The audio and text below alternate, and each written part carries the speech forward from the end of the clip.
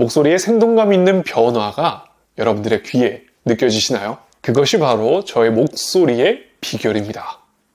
네, 무뚝뚝한 목소리, 변화 없고 단조로운 목소리 듣기 싫어요. 과연 호감 가는 목소리는 어떻게 만드는 걸까요? 오늘 영상을 끝까지 시청해 주시기 바랍니다. 오늘도 여러분의 말벗습니다. 오늘 영상 지난 시간에 이어서 두 번째로 호감 가는 목소리를 만드는 방법 2편을 준비해 봤습니다. 지난 영상 어떻게 재밌게 보셨나요? 제가 말하는 이 목소리 호감 가게 만드는 방법이 다소 어색하게 느껴질 수 있습니다. 하지만 어색하고 불편하다고 그렇게 가만히 둬서는 안 된다는 거, 그 이유가 오늘 공개됩니다. 역시나 초반 빨리 스킵하고 빨리 방법 보고 싶어 하시는 분들을 위해서 방법부터 공개하겠습니다. 오늘 공개할 호감 가는 목소리를 만드는 방법, 그 방법은 바로 연주를 하는 것입니다. 연주? 좋은 연주자가 좋은 목소리를 갖는다. 선생님, 저는 악기를 다룰 줄은 모르는데요. 걱정하지 마세요. 여러분이라는 좋은 목소리라는 악기를 제대로 연주하는 방법을 알려드릴게요. 우리는 모두 목소리라는 좋은 악기를 가지고 태어났습니다. 하지만 그 목소리, 여러분은 얼마나 연주하고 얼마나 잘 활용하고 있나요? 여러분은 아직도 타고난 악기가 존재하고 타고난 소리를 따라갈 수 없다고 그렇게 믿고 계신가요? 저는 그렇게 생각하지 않습니다.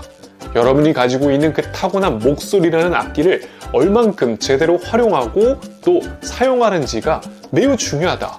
그것으로 여러분의 목소리를 변화시킬 수 있다고 저는 장담합니다. 왜냐하면 제 목소리도 그랬으니까요. 그저 특색 없었던 목소리가 많은 사람들에게 좋은 목소리라고 불릴 수 있었던 이유는 사용법이 있었기 때문이에요. 그 사용법을 과감하게 도전했고 지금까지도 실천하고 있기 때문이라고 볼 수가 있겠죠. 거두절미하고 빨리 이 연주를 잘하는 방법 바로 알려드리도록 할게요.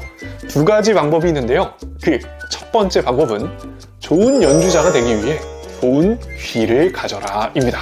좋은 연주자가 되기 위해선 어떤 목소리가 좋은 목소리인지, 어떤 목소리가 호감 가는 목소리인지를 캐치할 수 있는 귀가 필요합니다.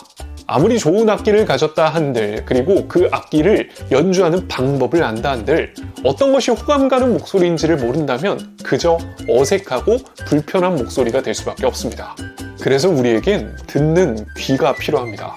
좋은 목소리를 구별해낼 수 있는 귀요. 아니, 저는 성우 목소리나 연기자들의 목소리, 아나운서들 목소리 들으면 딱 좋다고 느끼니까 좋은 귀를 가진 거 아닐까요? 그 정도만으로는 안 됩니다. 여러분이 들으셔야 될 귀는 바로 그들의 목소리의 비결이에요. 어떤 방법으로 소리를 내고 있는지를 정확하게 들을 수 있어야 합니다. 어떤 포인트에서 목소리 음을 올렸고 낮췄고 힘을 줬고 힘을 뺐는지를 정확하게 들을 수 있어야 하죠. 그리고 그것을 들을 줄 안다면 이제 여러분들 걸로 만드시면 돼요. 내가 직접 활용을 했을 때 어떤 식으로 이것을 활용할 수 있을지를 고민해 보는 거죠. 물론 이렇게만 이야기했을 땐 굉장히 장황하고 뭔가 대단한 걸 연습해야 되겠구나 라고 생각하시겠지만 별거 없습니다. 그냥 성대모사 하시란 얘기예요. 목소리를 따라하는 것만으로도 여러분이 가지고 있는 목소리의 사용 범위가 넓어집니다. 목소리의 사용 범위가 넓어진다는 것, 안 썼던 음을 사용한다는 것이고 그만큼 연주를 하고 있다는 것을 뜻하죠. 지금까지 우리의 목소리가 특색이 없고 좋다라는 소리를 듣지 못한 건 한정된 음만을 사용했기 때문이라 보시면 됩니다. 우리가 내고 있는 음의 전부가 이 정도인데 여러분은 지금껏 요만큼만 사용하고 있었던 거죠. 당연히 좋은 연주를 하기에는 버겁겠죠. 그걸 넓혀주는 역할을 하는 것이 바로 성대모사라는 겁니다.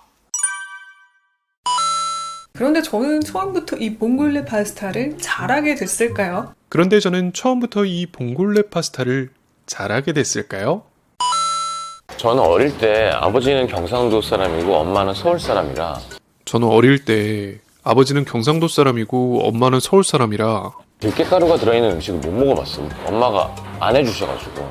들깨가루가 들어있는 음식을 못 먹어봤어요. 엄마가 안 해주셔가지고. 순댓국, 감자탕, 왜 그런 전골류들 있잖아. 나중에 다 볶아 먹는.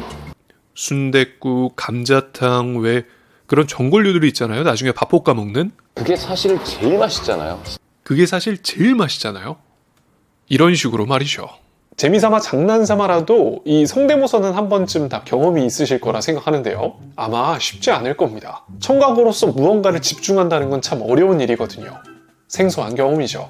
저 또한 뭐 개그맨들처럼 그렇게 성대모사를 잘하는 것은 아니지만 성대모사를 효율적으로 해서 목소리에 도움되는 방법을 소개하자면 음을 잘 캐치해야 합니다. 왜 우리가 노래를 들을 때도 가사를 음미하면서 듣는 사람이 있는가 하면 그 음을 들으면서 노래 좋다라고 느끼는 사람이 있잖아요. 우리가 해야 되는 건 가사가 아닌 음인 거죠. 이처럼 우리가 주목해야 될 것은 말하기가 아닌 목소리라는 거죠. 목소리의 음을 어떻게 변화시키고 있는지를 잘 들어보는 겁니다. 호감각에 목소리 좋은 사람들이 어떻게 하고 있는지 말이죠. 그러면 훨씬 더 여러분들의 목소리를 다양하게, 풍성하게 내실 수가 있습니다. 더 호감가게 말이죠. 어떤 사람을 성대모사 해야 되냐고요? 잘 모르시겠으면 있잖아요. 가까운데 네, 저요. 네. 물론 제가 아닐지라도 한두 번 보고 질릴 사람 말고 여러 번 봐도 질리지 않을 사람을 택하시는 게 좋습니다. 그래야 분석하면서 많은 걸 배울 수 있거든요. 꼭 기억해 주시길 바랍니다. 그리고 이어서 두 번째 연주를 잘할 수 있는 꿀팁은요. 다양한 음으로 생동감 있게 표현을 하는 겁니다. 방금 전 이야기했던 것처럼 우리는 목소리를 사용하는 범위가 너무나도 좁습니다. 그렇다 보니까 이 좁은 목소리가 내 목소리의 전부라고 착각을 하면서 살아가고 있죠.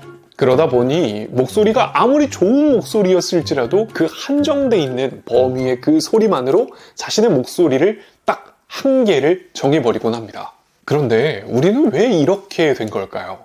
왜 굳이 그 한정된 범위만 사용하고 있는 걸까요? 근데 그거 아시나요? 우리는 사실 어렸을 적 목소리를 굉장히 풍부하고 다양하게 사용하라고 배웠습니다. 동화 구연에서 말이죠. 옛날 어느 한 마을에 소년과 소녀가 살고 있었어요. 그런데 이렇게 배우죠. 그러나 한 살 한 살 나이를 먹어가면서 성인이 되었을 때쯤 이런 목소리는 유치한 소리야. 이런 목소리는 어릴 때나 하는 목소리지 라고만 생각을 해버립니다. 물론 아이들의 집중력을 유발하고 이해를 돕기 위해서 음을 조금 더 실감나게 변화시켰다는 것은 인정합니다. 그러나 필요 이상으로 이 음을 너무 가둬두는 경향이 있어요. 저는 그 점을 지적하는 겁니다. 결국 우리가 지루하지 않게 재밌게 듣고 집중력 있게 듣게 만드는 그런 목소리를 한번 생각해 보세요. 그 목소리들에는 변화가 있습니다. 그 생동감 있는 변화가 우리를 즐겁게 만들죠. 정말 남녀노소 가릴 거 없이 모두가 사랑하는 목소리를 한번 생각해 보자는 거예요. 국민 MC 유재석, 인생의 지침서와 같은 오은영 박사님, 개통령 강영욱 소장님. 결국 우리가 사랑하는 목소리들은 대부분 변화를 하는 목소리라는 겁니다. 그러면서 정작 여러분은 왜 여러분의 목소리를 변화시키지 않느냐는 거예요. 어떤 소리가 좋은 목소리인지를 알고 있음에도 말이죠. 그리고 이쯤 되면 이제 제 목소리의 변화도 눈치를 채셨을 겁니다. 목소리에 생동감 있는 변화가 여러분들의 귀에 느껴지시나요? 그것이 바로 저의 목소리의 비결입니다. 호감 가는 목소리, 듣기 좋은 목소리를 만들고 싶으시다면 여러분이라는 좋은 악기, 목소리를 연주해주세요. 모두에게 사랑받는 목소리가 될 수 있습니다. 이렇게 해서 오늘은 두 번째 시간 호감 가는 목소리를 만드는 방법, 연주하는 방법에 대해서 이야기를 해봤습니다. 목소리에 고민이 있고 컴플렉스가 있는 분들, 저 말버스와 함께 하루하루 열심히 연습하면서 좋은 목소리로 만들어 보자고요. 오늘 영상도 끝까지 시청해주셔서 대단히 감사드립니다. 오늘 영상도 이것으로 마치겠습니다. 저는 지금까지 여러분의 말버스였습니다. 감사합니다.